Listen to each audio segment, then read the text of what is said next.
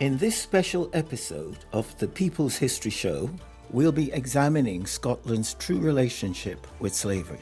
They're putting money into industry, they're putting money into banks. The positive role that Scotland played in the abolition of slavery. I think it's a bit of Glasgow's history which, it doesn't appreciate enough. And we'll also be looking into the life of one of the key black abolitionists, James McCoon Smith. I really am extraordinarily proud. I'm his great-granddaughter.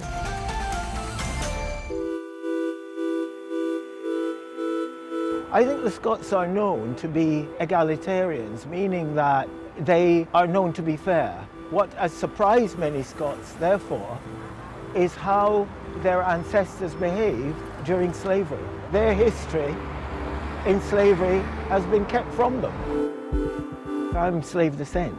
My ancestors were slaves. I was born in Jamaica a long time ago, in 1940, and when I look at my own family, my mother is Lamond, my cousins are Moats, and my other cousins are Gladstone, and this is what has motivated me to look at the history. We're going to look at Scotland's role in slavery, not from a negative point of view, but trying to promote a relationship. If people know their history, it makes them even better people. And I'm sure the Scots would want to be that. Well, I've known Stephen Mullen for quite a long time. I knew when he finished his first degree and was thinking of what next to do. He had a genuine interest in this history, to attempt to tell this story, to study it and tell it. Glasgow's colonial history has become synonymous with the tobacco lords. They have passed into the popular mythology. The city is resplendent in their scarlet cloaks, gold-tipped canes. But these guys are certainly, major figures in the development of Glasgow. When people think of the merchant city today, they think of coffee shops, nice pubs, restaurants. It's a nice cool quarter of the city. But my job is uncovering what these merchants actually did. Who were these merchants? How did this come to be? 10 years ago, I started research in this area, and it eventually was published in a little book called It Wasn't Us. Almost immediately, I started giving tours of historic Glasgow, essentially tours revealing Glasgow's connections with New World slavery. There are many areas today in the merchant city that have a distinctly colonial flavour. This is us standing in front of St Andrews in the square, and for a short period this would have been the most fashionable place for these merchants to live before they eventually moved westwards.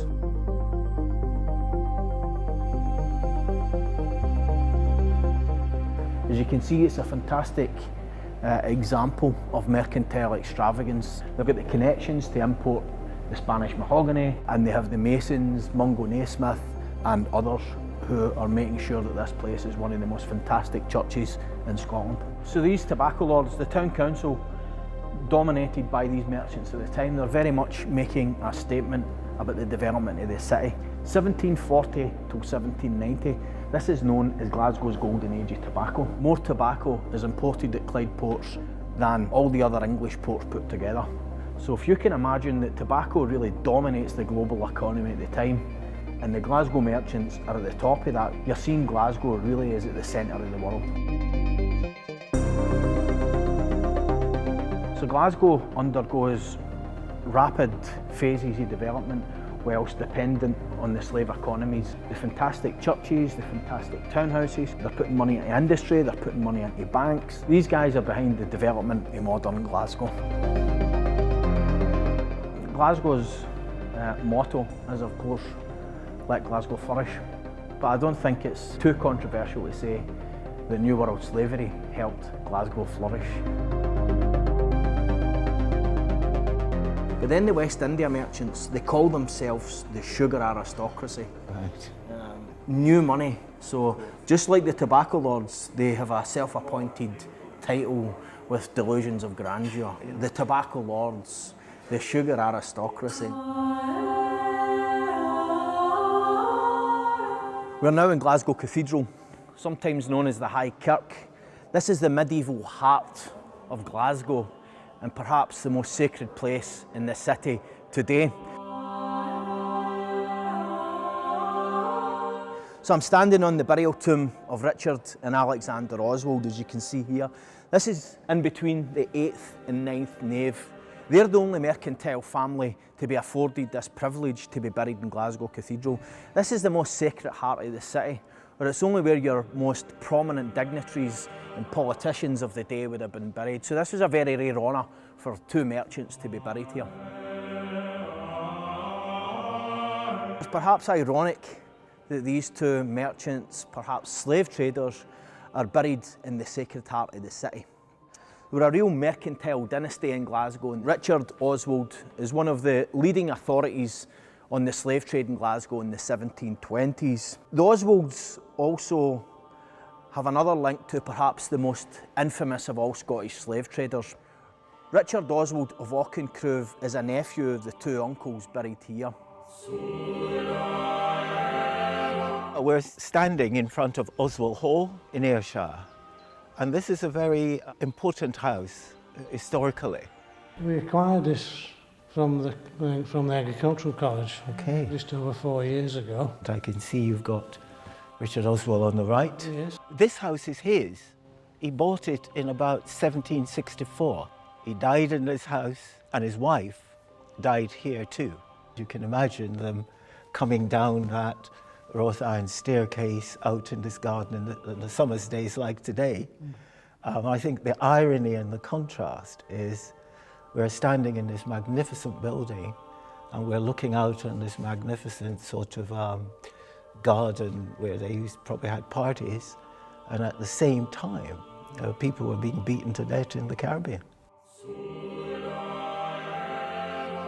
Richard Oswald went to Jamaica and bought an island just outside Sierra Leone called Barnes Island. And from that island, the Oswald bought and sold slaves, you know, as if it were like a supermarket. The Scots constructed a golf course on Barnes Island.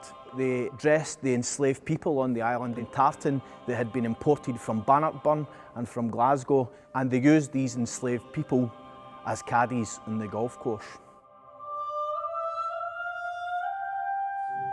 The wood on top of that door is pine wood from Jamaica, actually carved into local Scottish pine. So in a way, symbolically, it's sort of bringing the past and the present together. I think it's very important, the work that you've done to restore it and to even get back some of the paintings which were taken to America, because this house reflects not only Scottish history, it is British history, it is American history, it is Jamaican history, it's African history. A wee boy from Glasgow, looking at this house, one may say he did very well, but he did it buying and selling people. I think what it does say is that if you have what we call honest history, it tends to have a greater impact. Yeah. So when I go about Scotland giving talks on the Scottish Caribbean connections, as I call them, the main reaction is, why hasn't anybody told us this before? Yeah, I agree. I mean, I think this is I think it's been a collective failure for historians of this. I mean, this really is a golden age, because this has been almost an unknown history up to, I would say, maybe the last 20 years. Right. What you're seeing now is a real new understanding and a new generation of scholars that are working on this. Well, I'm in the Glasgow City Archives, which is located in the Mitchell Library in Glasgow. And we are here today to look up some of the archival material. Marinka Thompson-Odlum is the PhD student. So Marinka, you're doing a PhD, or you've done it? I'm still in the process of doing it. You're still in the process of doing it. The subject, it fascinates me, being that I grew up in the West Indies, and sometimes, there's a place in St. Lucia called Glasgow, but never really thought about twice, like why it was called Glasgow. And my PhD is a joint venture between the University of Glasgow and Glasgow Museums. And so all these fabulous documents at the Glasgow City Archives really helped me kind of create a picture. You can see the number of ships that leave the various colonies in the West Indies and the amount of hogsheads. So just think of it as a barrel of sugar. So here you see in Jamaica, 19 ships leave, and roughly 5,700 hogsheads of sugar is brought in. So, I mean, this is a huge endeavour. So it was contributing to the economy of Glasgow. Yes. And to the so-called social and because we have more infrastructure. people, we have more merchants moving here, setting up their businesses. So here we have a indenture, a mortgage between Robert and Archibald Sterling. Okay. And so it's for properties in Jamaica, but these slaves are also included. So the property is mortgaged, Yes. and the mortgage includes the slaves yep. as part of it. Yeah. Fair enough, because the slaves are the price. Yeah, and they are property. So that's why you have them all included. So you have, it says here, cattle, stock, slaves. What these documents do show is it is what we call now direct evidence. This is a history which is very much alive, because I'm a descendant of slaves, and so is Marinka. And therefore it is fascinating that is the descendants of slaves who are doing this research. And I'm hoping that when her PhD is completed, it will be available, because I think it will be really a fascinating piece of work, and the people of Glasgow will benefit. I just think it's important to know where not only you come from, but where your country comes from, where the ideology and ideas that build up a nation come from. And I think if you understand all these ideas, then you have a much better future.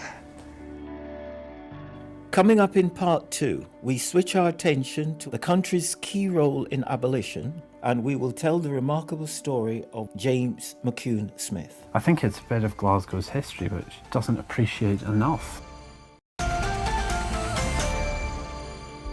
In this special episode of the People's History Show, Stephen Mullen and I have been examining Scotland's role in the slave trade. Coming up in part 2, we will look at Scotland's role in the abolition of slavery, and we will tell the remarkable story of one of the key black abolitionists, James McCune Smith.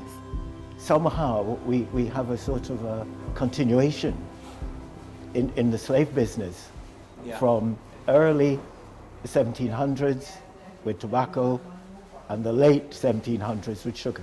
But on the other side, I mean, Glasgow has a really proud and radical tradition of abolition as well, right? We're sitting in the McCune Smith Cafe. I went on the slave walk, I think in 2013, so I came up with the name for McCune Smith a year later. People would come in and say to me when they sort of read up about James McCune Smith, because we've got a bit on the back of the menu explaining who he was, that they would be feeling really embarrassed that they didn't know who he was. But then, neither did I. I mean, he embodies both all that is good and all that is bad about Scottish history. James McCune Smith is significant because he's the first African American to receive a medical degree. He was born a slave in America. His mother had been a slave in South Carolina. He comes from New York. He is eventually free when New York City ends slavery in the 1820s. And he went to school and he was head of his class.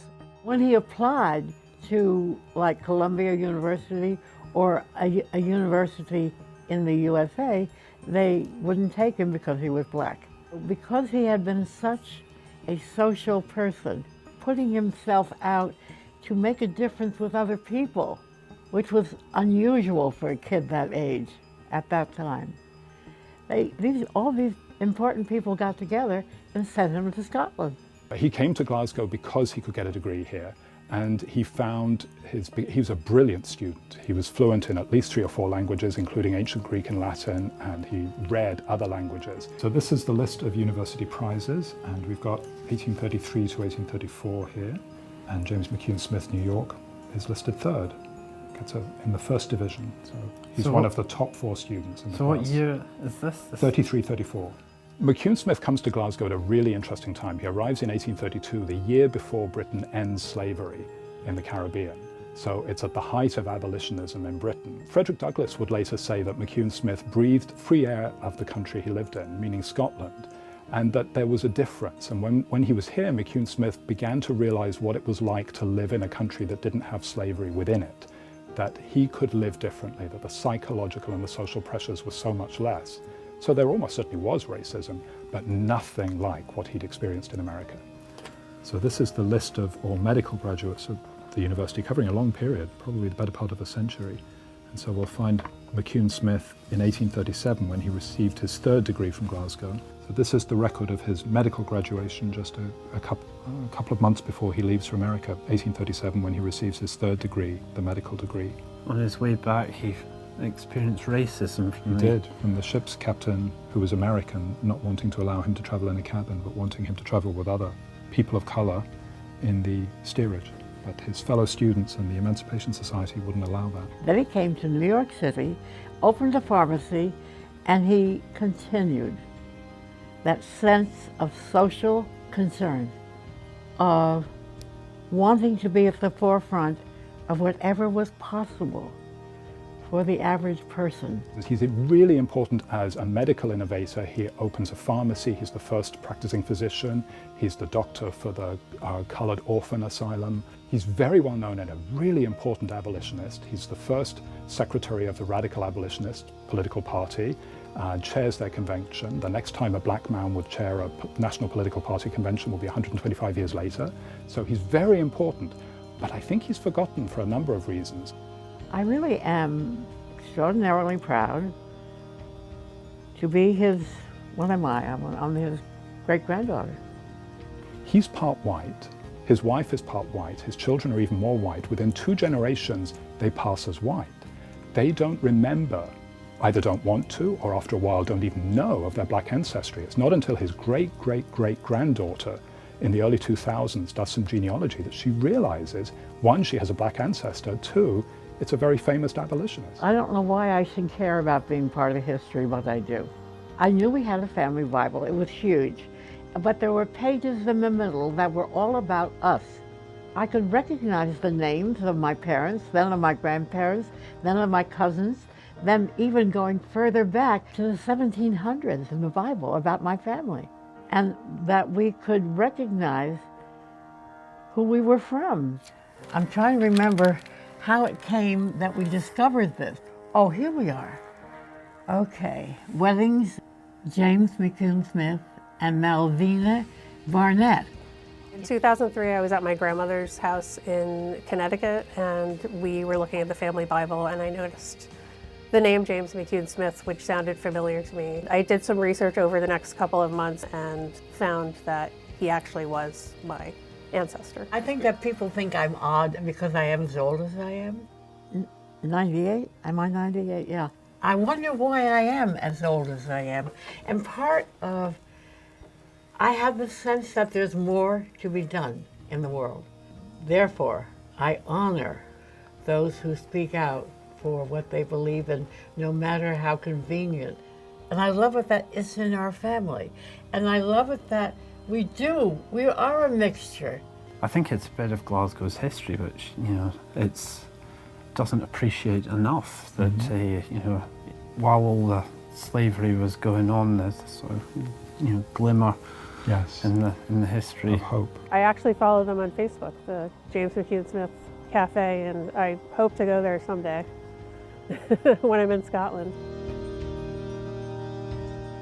One of the things that fascinates me is during the Enlightenment, you have these philosophers, you have just generally good people in the church coming together.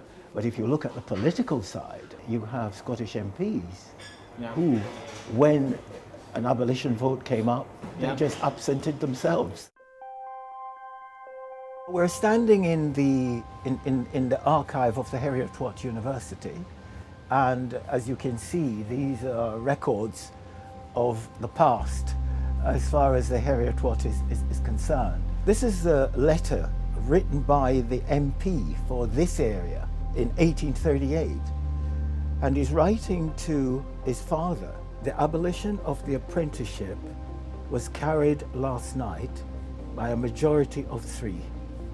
The numbers were 96 to 93. He then goes on to point out that the majority of Scottish MPs didn't turn up. Only 14 turned up. Only 4 voted for abolition. And he was one of them. I voted with the majority and would do so again. This letter, we've got to balance that against the vote numbers. So it tells you that most Scottish MPs feel the public and business and the whole commerce of Scotland was very important, more important than abolition. In this sense, the minority of Scottish people who managed our society was voting for business rather than the lives of people 5,000 miles away. But, you know, nevertheless, you can't really disregard that there were people like Gibson Craig, and I feel proud of it because I'm associated with a Heriot Ward. I think the passion and the morality of his actions tells you something about the man. And here is a descendant of slaves finding this letter. I've become a professor here, and I've got other awards from all over the world, but I think finding this letter, I think, is probably the most significant. So this is the vote to end the apprenticeship scheme in 1838. Yeah, to abolish slavery altogether. So the apprenticeship scheme had originally was supposed to go for an extended period, but this is the actual vote to end it early after 4 years. That's right. We've had abolition, and we've had both in 1838 British slavery and American slavery in 1865. Mm-hmm. And what do we have now? And I think the work historians and a program like this may be doing about, you know, trying to elucidate and to inform and to raise awareness, I think is extremely important. So you think in the last 10 years then there has been a growing awareness about the role of Scots in Jamaica? Yes. Do you think there's been a change? Very much so, and I think for the better.